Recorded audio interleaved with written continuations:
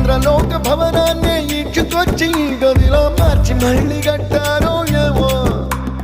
మాయజాలము తెలుసు మంత్రగారడి తెలుసు రెంటి కన్న ఇది ఇంకోటేమో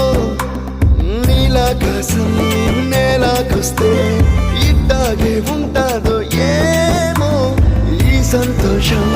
దాచాలంటే